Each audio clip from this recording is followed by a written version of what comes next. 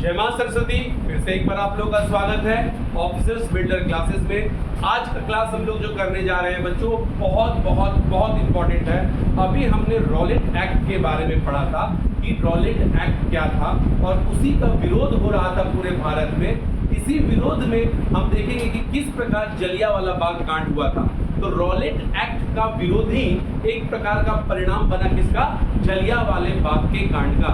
देखिए क्या हुआ कि जैसे ही रॉलेट एक्ट को लागू किया गया और उसमें बताया गया कि मतलब केवल संदेह आधार पर किसी को भी कितने समय के लिए भी अरेस्ट करके रखा जा सकता है और इसका विरोध पूरे भारतवासियों ने करना शुरू कर दिया था। इसी समय पंजाब के दो बहुत महत्वपूर्ण नेता थे, एक का नाम था डॉक्टर सत्यपाल और दूसरे का नाम था सैफुद्दीन किचलू।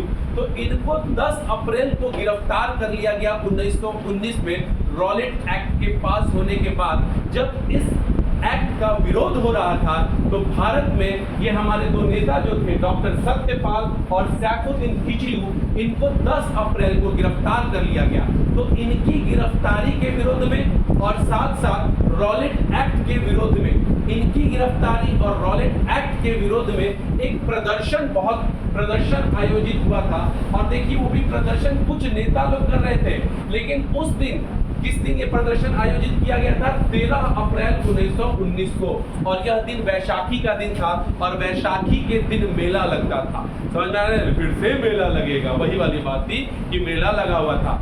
और इस मेला में देखिए गांव के लोग मेला घूमने आए थे। आज भी गांव के लोग मेला घूमने जाते हैं जलेबी पूरी खाने। उस समय भी बेचारे गांव के लोग मेला घूमने गए थे और उनको पता ही नहीं था कि उस समय भारत के पंजाब क्षेत्र में क्या लगा हुआ है, मार्शल लॉ लगा हुआ है। रॉलेट एक्ट के विरोध प्रदर्शन में जब विरोध प्रदर्शन हो रहा था तो इसके खिलाफ रॉलेट एक्ट के तहत क्या लग गया था, मार्शल लॉ लगा हुआ था कि कहीं भी 4 लोगों से ज्यादा को अगर देखा जाएगा तो गोली मार दिया जाएगा। अब गांव के लोगों को ये चीज पता था नहीं कि यहाँ पे क्या लगा हुआ है, मार्शल लॉ लगा हुआ है। और वो बेचारे मेला घूमने आए और उसी समय कुछ हमारे क्रांतिकारी नेता लोग सैफुद्दीन किचलू और सत्यपाल के विरोध में और मतलब उनको क्यों जेल में डाला गया और रॉलेट एक्ट के विरोध में उस मेला में चले जाते हैं। और उस मेला में, वो मेला कहाँ लगा था, अमृतसर के जलियांवाला बाग पार्क में लगा था।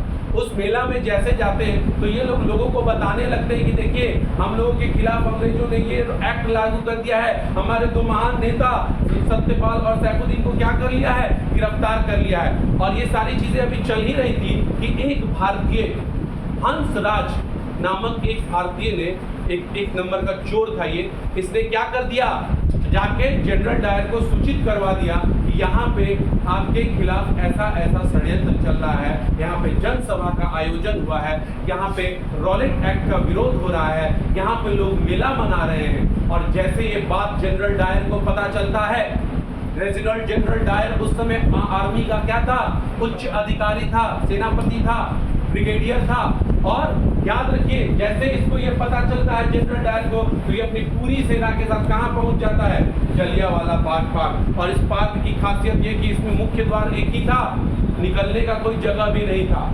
जितने पार्क के अंदर लोग थे उसके सबके सामने पूरी जनरल डायर की सेना खड़ी हो गई और जनरल डायर ने बिना सोचे निहत्तों पर क्या करवा दिया, गोली चलाने का आदेश दे दिया।